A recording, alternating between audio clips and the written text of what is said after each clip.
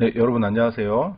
저는 목포해양대학교 해양경찰학부 최정식 교수이고요. 오늘 여러분들과 나눠볼 이야기의 주제는 선박을 움직이는 힘, 추진 시스템 이야기로 정했습니다. 자, 오늘 선박을 움직이기 위한 동력을 어떠한 형태로 발생시키는지, 그 동력을 발생시키는 장치는 무엇인지에 대해서 살펴보도록 하겠습니다. 자, 이 내용을 살펴보시기에 앞서서 간단한 동영상 하나 같이 한번 보시고 이야기 계속 진행해 보도록 하겠습니다.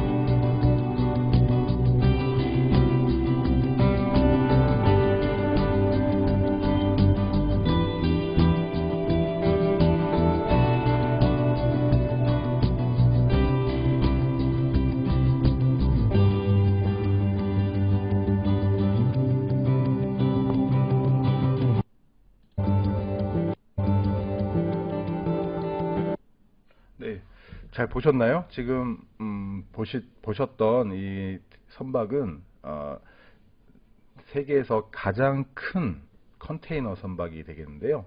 HMM이라고 하는 우리나라 해운 회사에서 보유하고 있는 23,964TU급의 컨테이너선이에요. 그래서 여기 써져 있는 이 내용을 잠깐 말씀드리면, 이 배의 이름은 알헤시라스호라고 하는 선박이 되겠고요. 선박의 종류는 컨테이너, 그리고 길이는 요 앞에서부터 뒤에까지의 길이가 약 400m, 폭은 여기서부터 여기까지의 폭은 약 61m, 또 높이는 33m 정도 되는 매우 큰 선박이 되겠고요. 이 선박의 최고 속도는 22.5노트, 우리 41.7km/h 정도의 속도로 항해를 할 수 있는 그런 선박이 되겠고요. 자, 이와 같이 커다란 선박을 움직일 수 있는 힘, 그 힘을 발생시켜주는 장치가 메인 엔진, 주기관이라고 하는 건데요. 이 주기관은 여기 표시된 대로 약 8만 마력, 59,600kW의 힘을, 또 동력을 발생할 수 있는 매우 큰 엔진이 설치되어 있다라고 하는 걸 우리가 알 수 있죠. 그래서 우리 이번 이야기의 주요한 내용은 이와 같이 힘을 발생시키는 동력 발생 장치가 어떠한 원리로 작동되고 운용되는지에 대해서 살펴보도록 하겠습니다. 자, 동력 발생 장치라고 하는 것은요, 원동기라고 하는 개념을 좀 이해하면 수월하게 이해가 될 수 있는데요. 자, 원동기라고 하는 녀석은 자연계, 우리 자연 상태에서 존재하는 에너지원을 이용해서 원하는, 필요로 하는 동력을 발생시켜주는 장치라고 정의할 수 있어요.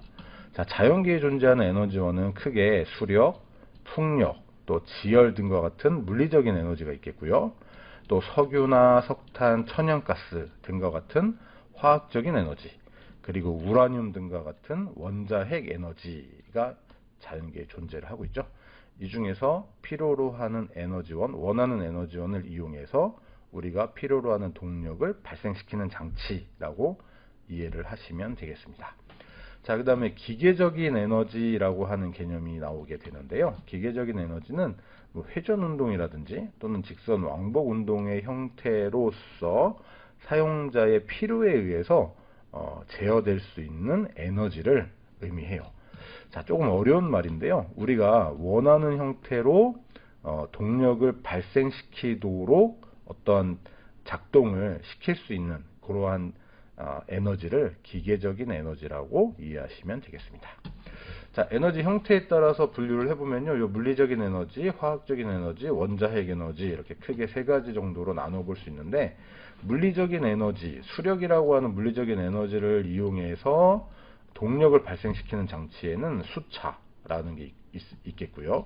또 풍력이라고 하는 물리적인 에너지를 이용하는 기관은 풍력기관 또는 풍차라는 게 있겠죠. 자, 그 다음에 열이라고 하는 에너지원을 이용해서 동력을 발생시키는 기관으로 열기관이 있는데요.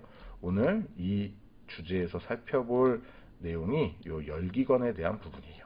자, 그 밖에도 원자핵 에너지 등과 같은 원자력을 이용해서 동력을 발생시키는 장치로 원자력기관 이런 것들이 있겠죠. 자, 우리는 요 열기관에 좀 집중해서 이야기를 계속해 보도록 하겠습니다. 자, 열기관이라고 하는 녀석은요, 열역학이라고 하는 곳에서 주로 사용하는 개념이 되겠는데요. 열이라고 하는 에너지, 열 에너지를 역학적이라고 하면요, 이렇게 움직이는 거라고 쉽게 생각하시면 돼요. 그래서 역학적 에너지는 이렇게 운동 에너지도 있을 수 있겠고요. 또 위치 에너지, 이런 것들도 역학적 에너지가 되겠죠. 자, 그래서 이와 같은 열 에너지를 역학적 에너지로 바꿔주는 장치를 열기관이라고 한다. 이렇게 정리해 보시면 되겠고요. 이 그림 참고하시면 좋을 것 같아요. 고온의 열원으로부터 열을 받아서 열기관이 어떤 일을, 즉 동력으로 이렇게 바꾸어서 일을 하게 되는 거죠. 그러면서 이 열이 일이라고 하는 걸로 바뀌게 되고 남아있는 열은 저온 열원으로 이렇게 배출되는 그런 형태의 기관이 열기관이구나, 이렇게 이해하시면 되겠습니다. 자, 열기관을 분류하는 여러 가지 방법들이 있는데요. 자, 다른 내용들은 슬라이드를 통해서 여러분들이 한번 읽어보시면 좋을 것 같고요. 오늘 우리가 살펴볼 열기관의 분류 중에 요 내연기관, 연료를 어떻게 연소시키느냐, 그래서 그 발생한 열 에너지를 어떻게 이용해서 역학적인 에너지로 바꿔주느냐라는 점에서 요 내연기관이라고 하는 걸 중심적으로 살펴보도록 하겠습니다. 자, 내연기관이라고 하는 녀석은요, 그 화학적인 에너지, 즉 석유라든지 또는 석탄이라든지 이렇게 연료라고 불려지는 연료가 가지고 있는 화학적인 에너지를 연소라고 하는 과정을 통해서 열 에너지로 바꾸게 되고요. 그 바뀐 열 에너지를 이용해서 동력을 발생시키는, 즉 기계적인 에너지로 변환시켜주는 장치가 이 내연기관이다, 이렇게 보시면 되겠어요. 물론 앞서 설명드린 내용으로 동력을 발생시키는 기관으로 외연기관이라는 것도 있는데요. 자, 우리가 여기에서 살펴볼 내용은 내연기관에 대한 부분이다, 이렇게 이해를 해주시면 좋겠고요. 자, 이 내연기관이라고 하는 녀석은요, 이렇게 실린더라고 하는 공간을 만들고요.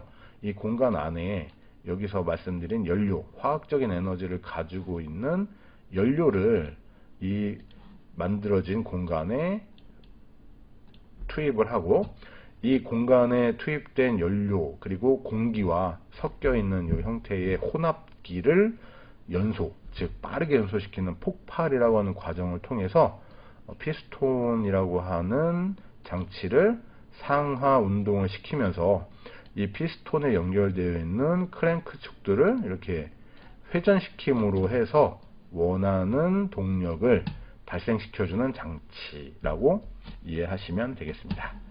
자, 조금 개념이 어려울 수도 있는데요. 우리 집에서 사용하고 있는 자동차를 생각하시면 조금 이해가 쉬울 것 같아요. 자동차 안에 엔진이라고 하는 녀석이 들어있죠. 그 엔진이라고 하는 녀석은 연료, 휘발유가 됐든 경유가 됐든 이런 연료를 공기하고 섞어서 연소, 폭발을 시키면서 에너지를 만들어내게 되는데요. 기계적인 에너지를. 그런데 연소되는 과정이 우리 눈에는 보이지 않죠. 그래서 이 정해져 있는 실린더라고 하는 곳에서 그 안에서, 내부에서 연소라고 하는 과정이 일어나기 때문에 밖에서는 보이지 않는 거예요. 그래서 연소가 일어나는 공간을 따로 정해서 그 공간 안에서 폭발이라고 하는 과정이 일어나는 이런 형태의 엔진을 Internal Combustion Engine, 줄여서 IC 엔진이라고 부른다. 이렇게 이해하시면 되겠습니다. 자, 다른 내용들은 슬라이드에 있는 것들을 한번 읽어보는 정도로 해서 정리를 한번 해보도록 할게요. 자, 자, 여러 가지 중요한 내용들도 있지만 좀 개념이 어려울 수 있어서 요런 게 있습니다 하는 정도로만 설명을 드릴게요.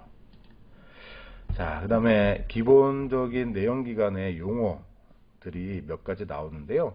자, 뭐 상사점이라든지 하사점이라든지 또는 행정이라든지 하는 그런 것들에 대한 설명을 요 그림을 가지고 설명을 해볼 수 있는데, 그 내용이 조금 이해하기에 어려운 부분도 있을 수 있을 것 같아서 요 슬라이드는 참고하는 정도로만 말씀을 드리고요. 자, 여기에서 많이 들어보셨을 만한 것들, 배기량이라고 하는 개념인데요. 자, 배기량이라고 하는 건요, 여기 보이는 요 바깥쪽에 요 테두리를 우리는 실린더라고 부르는데요. 실린더 안에 왕복으로 움직이는 요 녹색으로 칠해진 요 부분을 피스톤이라고 불러요. 자, 이 피스톤이 가장 위로 올라오는 지점을 상사점, 피스톤이 가장 아래로 내려가는 지점을 하사점이라고 부르고요. 이 상사점과 하사점 사이의 거리를 행정이라고 불러요. 자, 이렇게 되면 피스톤이 가장 아래 내려왔을 때 이 실린더 내부에 공간이 나오겠죠? 이 공간. 그리고 이 공간들이 여러 개의 실린더가 쌓여 있다고 하면 그 실린더의 단면적에 행정을 곱해서 부피, 즉 최적을 만들어낼 수 있는데요. 그 최적에 해당하는 그 부피가 배기량이라고 하는 걸로 표현이 된다. 조금 개념이 어렵죠? 자, 참고로만 알아두시면 좋을 것 같습니다. 자, 그 다음에 가솔린 또는 뭐 경유를 사용하는, 휘발유나 경유를 사용하는 경우나 다 동일한데요. 자, 연료를 어떻게 폭발시켜서 그 폭발된 힘을 이용해서 기계적인 에너지로 변환시키느냐 하는 그런 과정이 되겠어요. 그래서 가솔린 연료를 사용하면 뭐 정적 사이클이라고 하는 거에 그 환경 안에 놓여서 연소가 일어나고요. 경유라고 하는 연료를 사용하게 되면 정압 사이클이라고 하는 곳에 해당이 돼서 연소가 일어난다. 이렇게 참고를 하시면 되겠고요. 그 연소가 일어나는 과정을 4단계에 걸쳐서 진행하면 4스트로크, 즉 4행정이 되겠고요. 2단계에 걸쳐서 진행하면 2행정, 이렇게 이해하시면 되겠습니다. 자, 이 내용들은 참고로만 한번 봐주시면 좋을 것 같아요. 자, 이제 이와 같은 내연기관에서 사용하는 여러가지 단위들이 있는데요. 그 중에서 중요한 거 2가지 정도만 좀 자세히 살펴보도록 할게요. 자, 먼저 마력이라고 하는 단위인데요. 마력은 이렇게 한자로 말마자와 힘력자를 사용을 하고요. 영어로 약자로는 HP 또는 PS 이렇게 줄여서 사용을 하는데요. 이 마력이라고 하는 녀석은 일률, 그러니까 단위 시간당 일의 양, 이걸 일률이라고 부르죠. 자, 일률의 단위로 사용이 되고 있다. 이렇게 정리를 하시면 좋겠고요. 자, 그럼 여기 그림에서 요 말 한 마리가 이렇게 할 수 있는 일의 양을 이렇게 표시를 해둔 그림이라고 보시면 되는데요. 자, 호스파워니까 마력이 되겠죠. 그래서 요 마력을 HP라고 줄여서 사용을 하고 1마력은 745.7W와 같다, 이렇게 표현을 하는 거예요. 이게 무슨 얘기냐면요, 550파운드라고 하는 무게를 갖는 어떤 물체가 있어요. 이 물건을 1피트 높이까지 끌어올렸을 때 이 말이 하게 되는 일의 양이라고 정리를 할 수 있다라는 거죠. 자, 보시면 이 마력은 요 HP, PS 2가지로 불린다고 말씀드렸는데요. 요 각각 마력을 정의하는 기준이 달라서 나타나는 현상이에요. 그래서 요 HP는 영국에서 사용하는 촌법, 그러니까 야드 파운드법에 따라서 계산된 값이라고 보시면 되고요. 요 PS는 프랑스 마력이라고 부르는데요. 영국과 다른 촌법을 사용하는, 촌법이라고 하는 것은 뭐 길이, 그다음에 넓이, 뭐 부피 등과 같은 그런 단위를 이야기하는데요. 그런 단위들이 요 영국과는 다르게 사용되고 있는 독일이나 프랑스 등의 유럽 국가들에서 도입을 하게 된 그런 마력의 개념이라고 이해하시면 되겠습니다. 자, 그 다음에 동력의 단위로 토크라고 하는 개념이 나오는데요. 자, 동력은 앞서 살펴본 마력 또 와트. 자, 와트가 세계적으로 사용하는 표준 단위예요. 그런데 마력이라고 하는 게 이 표준 단위인 와트가 생기기 이전부터 오랫동안 사용되어 왔기 때문에 마력도 사용하고 와트도 사용하고 그런데요. 결국 단위 시간당 하는 일의 양, 일의 율이 얼마냐라고 하는 게 동력이라고 하는 걸로 정리를 해볼 수 있다라는 거죠. 자, 여기서 토크라고 하는 개념은요, 어떤 한 점, 그러니까 물체의 한 점을 중심으로 해서 주위로 회전시키는 짝힘의 양을 토크라고 부르는데요. 쉽게 설명드리면 이 지점에서부터 1m 정도 거리에 떨어진 곳에 한 1kg 정도 무게의 어떤 물체를 올려놨다고 한다면, 가정한다면 이때 발생하는 토크는 이 힘과 거리의 곱인, 즉 1kg짜리 질량, 여기엔 중력이 작용하죠. 그리고 거리는 얼마예요? 이 지점으로부터 1m 떨어져 있다. 그래서 kg/m라는 단위로 사용을 하고요. 또는 뉴턴미터라고 하는 단위도 같이 사용을 할 수 있어요. 이 kg/m와 뉴턴미터의 관계는 이와 같은 관계를 가지게 된다라는 점도 참고로 알아두시면 되겠고요. 결국 요 지점, 요 한 점을 중심으로 해서 얼마만큼의 힘을 이렇게 일정한 거리에서 얼마만큼의 힘을 전달할 수 있느냐라고 하는 그런 능력이 토크라고 하는 능력이라고 이해하시면 조금 이해가 더 빠를 것 같아요. 자, 이제 내연기관에서 토크라고 하는 개념을 한번 적용을 해서 이해를 한번 해보도록 할게요. 자, 어떤 엔진이 최대 토크 값이 10kg/m인데 이때 5000rpm이라고 이렇게 적혀 있다면 이 rpm이라고 하는 것은요, revolution per minute 해서 분당 회전수를 말해요. 그러니까 1분당 5000번의 회전이 있는 경우에 최대 토크 값인 10kg/m의 토크가 발생한다. 이런 의미가 되는데요. 약 크랭크축. 자, 여기 보시면 여기 지금 내연기관의 한 단면을 이렇게 보여주고 있는 그림이 되겠는데요. 자, 여기에서 이 부분, 이렇게 되는 이 부분을 크랭크샤프트, 크랭크축이라고 부르는데요. 이 크랭크축, 그러니까 분당 이 녀석들이 여기 이렇게 회전을 하게 되는데 5000번 회전할 때 이 크랭크샤프트에서 1m 길이의 막대 끝에 이렇게 1m 길이의 막대 끝에 10kg의 어떤 추가 놓였을 때 걸리는 작용하는 힘만큼의 그와 같은 힘이 여기에 가해진다라는 뜻으로 이해를 하시면 될 것 같아요. 자, 그래서 뭐 자동차를 설명하는 설명서라든지 광고하는 그런 문구에 이런 최대 토크 값은 얼마고 RPM은 얼마일 때 이런 토크 값이 나옵니다 라고 하는 표시가 있는데, 그와 같은 표시가 이런 의미를 담고 있구나 하는 점도 참고로 알아두시면 되겠습니다. 자, 그래서 여기 나와 있는 토크라는 것과 분당 회전수라고 하는 개념을 가지고 앞에서 살펴본 일의 율, 일의 양이라고 하는 마력에 대한 부분을 정리해 볼 수가 있어요.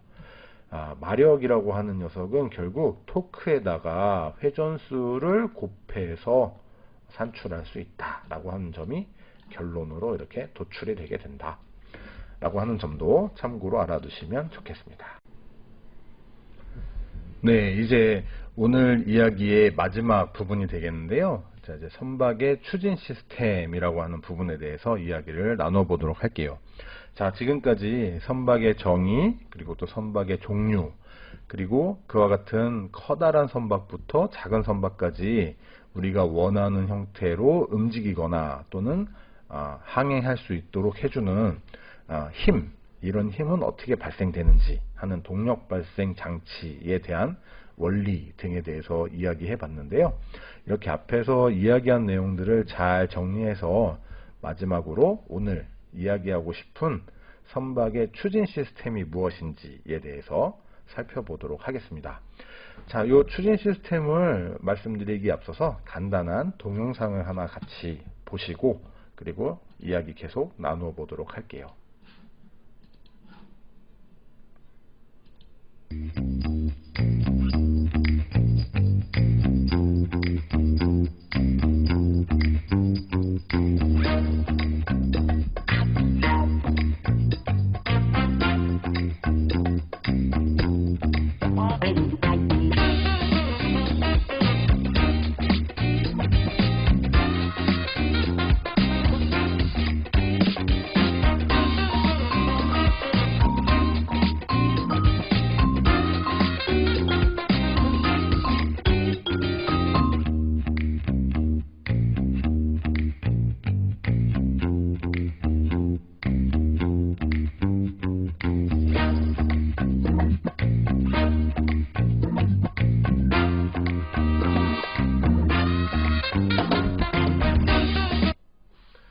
네, 잘 보셨나요? 지금 보신 동영상은 우리가 앞에서 살펴봤던 항해하는 모습, 그 선박 알헤시라스호를 실제로 건조하는 과정을 빠르게 정리해 본 건데요. 약 540여일 정도가 소요가 됐죠. 그러니까 1년은 넘었고 2년은 채 안 되는 기간 동안 이 선박을 만들게 된 그런 과정들을 좀 정리해 본 거예요. 자, 이 화면을 보여드린 이유는요, 결국 이와 같은 선박이 건조되어서 지금 만들어져서 물 위에, 바다 위가 되겠죠. 물 위에서 우리가 원하는 형태로 이 선박을 움직이게 하기 위해서는 추진 시스템이라고 하는 게 필요하다라는 거를 좀 알려드리고 싶어서 보여드린 영상이 되겠고요. 자, 그렇다면 이와 같은 선박의 추진 시스템은 어떠한 종류가 있는지 또는 어떠한 방식이 있는지 살펴볼 필요가 있겠죠. 자, 현재까지 나와 있는 선박의 추진 방식은 크게 3가지 정도로 정리해 볼 수가 있어요. 그런데 먼저 결론부터 좀 말씀드릴 부분이 있는데요. 지금까지 나와 있는 추진 방식 중에서 대형 상선, 그러니까 커다란 선박에 적용되고 있는 추진 방식은 요 왼쪽에서 보시는 기계식 추진 방식이 거의 대부분이다. 이렇게 이해를 하시면 되겠고요. 그래서 현재의 추진 방식을, 선박의 추진 방식을 이해하기 위해서는 이 기계식 추진 방식이 무엇인지에 대해서 이해를 하시는 것이 중요하겠고요. 자, 앞으로 친환경 선박이라고 하는 개념이 적용된 선박들은 이런 전기식 추진 형태로 이렇게 이동할 거라고 예상을 하고 있어요. 자, 이 기계식 추진에서 전기식 추진으로 이렇게 넘어가는 과정에서 과도기적으로 복합식 추진이라고 하는 방식도 사용이 될 거라고 생각이 드는데요. 자, 그렇다면 기계식 추진이 무엇인지, 전기식 추진이 무엇인지 좀 자세하게 살펴보도록 하겠습니다. 자, 먼저 추진 시스템을 한번 정의해 보도록 할까요? 자, 추진 시스템이라고 하는 녀석은 선박에 요구되는 운항 속도를 갖도록 추진력이라고 하는 힘을 발생시키는 핵심 장비. 자, 우리가 쉽게 메인 엔진 또는 주기관이라고 부를게요. 이 장비와 이 메인 엔진을 포함해서 선박이 우리가 원하는 곳으로 움직일 수 있도록 해주는 제어 시스템, 이걸 시스템이라고 표현했는데요. 조금 정확히는 이런 것들을 메인 엔진 또는 선박의 방향을 잡아주는 라더, 그러니까 타라고 하는 이런 장비들, 이런 것들을 다 조종하는, 제어하는 그런 장치, 그 시스템을 의미하거든요. 이런 것들을 포괄하는 그러한 개념을 우리는 추진 시스템, 선박의 추진 시스템이다 라고 정의를 하는 거고요. 자, 여기에서 추진력을 발생시키는 가장 핵심적인 장치가 바로 추진기라고 하는 거예요. 선박이라고 하는 요 선체를 밀어주어서 선박이 움직일 수 있도록 하는 힘, 추진력을 발생시키는 장치를 추진기라고 하는데요. 이 추진기는 종류에 따라서 추진만 가능한 추진기가 있고요. 추진과 조향, 그러니까 배의 방향도 움직이게, 동시에 움직이게 해줄 수 있는 그런 추진기로 크게 나눠져요. 자, 이 종류에 대해서는 뒤에서 좀 자세히 살펴보도록 하고요. 자, 여기에서 우리가 알아야 하는 개념 하나만 정리를 좀 해보도록 할게요. 자, 여기 보시면 우리가 아까 봤던 동영상에서 가장 먼저 내려놨던 블럭이 되겠는데요. 이 블럭에 보면 가장 끝에 이렇게 보이시나요? 이 부분? 자, 이 부분이 바로 추진기, 프로펠러라고 하는 거예요. 자, 요 같은 프로펠러를 이렇게 정면에서 보게 되면 날개가 3개인 경우에 요 그림처럼 보이게 되는데요. 요 그림에서와 같이 요 부분, 요 점에서부터 요 점까지의 직선 거리를 직경, 그래서 영어로는 다이아메타라고 불러요. 그래서 프로펠러의 직경을 이렇게 측정을 하고요. 요 프로펠러가 요 회전 방향으로, 배가 전진하는 방향에 프로펠러 회전 방향이 있겠죠. 그래서 배가 이렇게 있을 때 요 프로펠러가 1회전, 즉 한 바퀴 돌았을 때 요 배가 앞으로 나아가는 거리, 자, 여기서 보면 B라고 표시된 요 거리가 될 텐데요. 요 거리를 피치라고 불러요. 프로펠러 피치 또는 피치라고 부르는데요. 말씀드린 바와 같이 프로펠러가 1회전할 때 선박이 앞으로 나아가는 거리, 이걸 피치 또는 프로펠러 피치라고 한다. 요 점 잘 기억을 해 두시고요. 자, 이러한 배경을 가지고 기계식 추진이 무엇인지, 추진 방식이 무엇인지를 정리해 보도록 할게요. 자, 메인 엔진, 그러니까 주기관, 동력을 발생시키는 장치가 되겠죠. 이 동력을 발생시키는 장치가 이 사진에서 보시는 이 부분이에요. 실제로는 굉장히 큰데 멀리서 찍어서 그런지 좀 작게 보이죠. 그런데 이 엔진이 앞서 살펴본 대로 약 8만 마력의 힘을 발생시킬 수 있는 장치가 되겠어요. 그래서 이 엔진이 이 부분으로 이렇게 설치가 되고요. 설치가 되고 나면 여기 프로펠러, 이 프로펠러는 축이라고 하는 거에 이렇게 끼워져 있는 상태예요. 여기 보이는 빨간색 표시된 이 축에 지금 프로펠러가 끼워져 있고요. 이 축은 이쪽을 스턴 튜브라고 하는 곳을 거쳐서 이렇게 선박 안으로 이렇게 설치가 되어 있어요. 그래서 이 설치되어 있는 축하고 엔진의 크랑크 샤프트가 있는 이 부분하고 두 개가 이렇게 체결이 되는 거예요. 결합이 되는 거죠. 결합이 되면 이 엔진에서 발생하는 동력을 샤프트라고 하는 걸 통해서 프로펠러에 전달을 하게 되고요. 그 전달된 힘에 의해서 프로펠러가 회전을 하면서 회전력에 의해서 이 프로펠러의 흡입면과 압축면 사이의 압력 차이로 인해서 추력이라고 하는 게 발생을 해요. 그 추력이 추진력을 일으키는 힘이 되겠다. 이렇게 이해를 하시면 되겠습니다. 조금 개념이 어렵죠. 그런데 쉽게 생각하시면 이 엔진이 이 프로펠러를 돌려주기 위한 힘을 발생시키는 장치 녀석이고, 이 녀석이 프로펠러를 회전시켜서 선박이 앞으로 또는 뒤로 이렇게 움직일 수 있게 된다. 이렇게 정리하시면 되겠어요.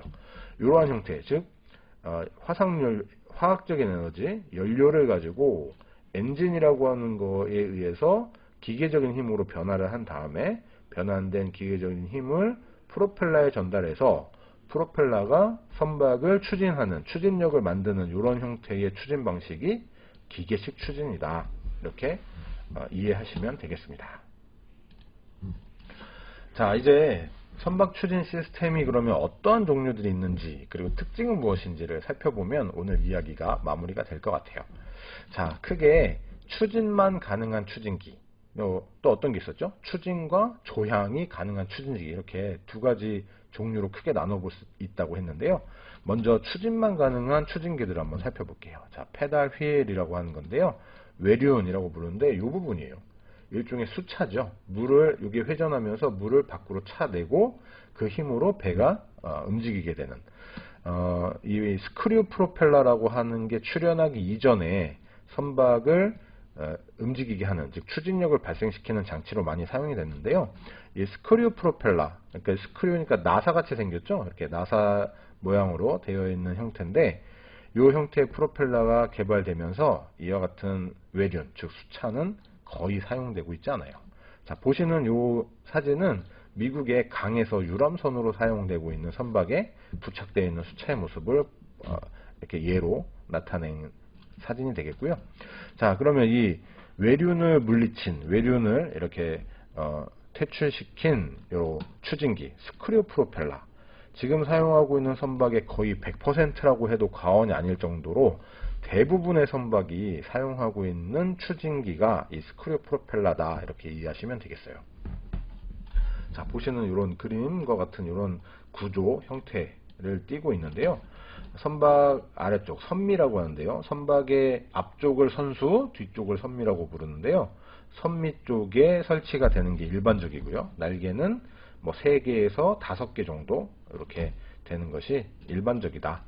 자, 요쪽에서 물이 흡입되는 요 흡입면의 압력이 요 뒤쪽에 토출되는 밖으로 밀어내는 쪽의 압력면의 압력보다 낮게 되죠. 그래서 압력 차이에 의해서 이쪽이 낮아지고 이쪽이 압력이 높아지니까 어때요? 낮은 쪽으로 추력, 트러스트가 발생을 하게 되고 그래서 배가 앞으로 나아갈 수 있는 힘을 만들어내는 추진기가 이 스크류 프로펠러다. 이렇게 이해하시면 되겠습니다. 자, 이와 같은 스크류 프로펠러는요, 우리가 피치라고 하는 거 배웠죠? 피치라고 하는 거, 이 피치가 고정된 스크류 프로펠러냐 또는 피치를 조정할 수 있는 프로펠러냐에 따라서 고정 피치냐 가변 피치냐로 나누게 되는데요. 보시는 사진처럼 이렇게 허브라고 하는 것과 블레이드가 하나로 일체로 되어 있으면 고정 피치예요. 그래서 여기는 제작할 때, 프로펠러를 제작할 때 이미 프로펠러 피치가 고정되어서 만들어지게 된다라고 하는 특징이 있고요. 가변 피치는 이 허브에 장착되어 있는 이 블레이드를 이쪽에 보시면 이 안에 유압 장치라는 게 들어있어요. 이 안쪽에. 그래서 이 유압 장치의 움직임에 따라서 이 블레이드의 각도를 조절할 수 있어요. 각도가 조절되면 프로펠러의 피치가 바뀔 수 있겠죠. 그래서 원하는 대로 프로펠러 피치를 조정할 수 있는 그런 형태가 가변 피치 프로펠러가 되겠는데요. 두 개의 차이점은 고정 피치는 선박을 정지시키고 싶을 때는 엔진 자체를 정지시켜야 돼요.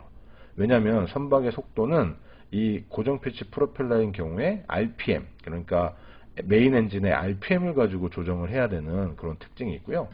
이 가변 피치 같은 경우에는 요 날개의 각도를 조절하면 되기 때문에 엔진을 정지하지 않고도 배를 정지시킬 수 있는, 그래서 조금 조정 성능이 우수한 그런 차이점이 있다. 대신에 단점으로는 제작이 이 고정 피치에 비해서 조금 어렵고 만드는데 이 안에 유압 장치도 들어가고 그래서 복잡하기도 하고 비용도 좀 높다라고 하는 단점이 있어요. 자, 참고로 알아두시고요. 자, 그 다음에 상호 반전 프로펠러라고 하는 게 있는데요. 같은 축에 서로 회전 방향이 다른 이런 프로펠러를 2개를 배치를 하는 형태가 되겠는데요. 일반적으로 사용되진 않고요. 어떤 특수한 목적의 선박에 추진 장치로 제한적으로 사용되는 게 이런 상호 반전 프로펠러다라고 하는 거고, 이 특징은 여러분들이 한번 읽어보시면 좋을 것 같아요. 자, 그 밖에도 이렇게 원통 모양의 노즐이라고 하는 내부에 프로펠러가 설치되어 있는 덕트 프로펠러라는 것도 있다. 같이 알아두시면 좋겠습니다. 자, 이제 추진과 조향이 동시에 가능한 추진기에 대한 이야기가 되겠는데요. 가장 먼저 살펴볼 게 워터제트 추진기라고 하는 거예요. 자, 여기 보시면 이거 해양경찰의 경비함정인데요. 이 부분 굉장히 거센 물살이 이렇게 밖으로 이렇게 나오고 있는 게 보이시죠? 자, 이게 워터제트가 밖으로 배출하면서 노즐에서 분사하면서 그 반발력으로 추진력을 얻게 되는 그런 형태의 추진 방식이 되겠는데요. 이 워터제트라고 하는 녀석은 스스로 이렇게 움직이기도 해요.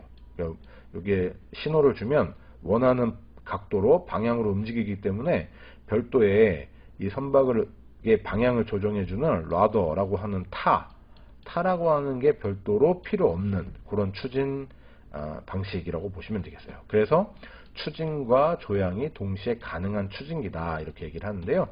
이 워터제트라고 하는 녀석은 이렇게 물을 이렇게 흡입을 해가지고요. 요 워터제트 엔진 또는 모터라고 하는 곳에 연결되어 있는 임펠러라는 녀석이 매우 빠르게 고속으로 회전을 하면서 이 흡입된 물의 그 회전 에너지를 압력 에너지로 바꾸어주는 역할을 하거든요. 임펠러라고 하는 녀석이.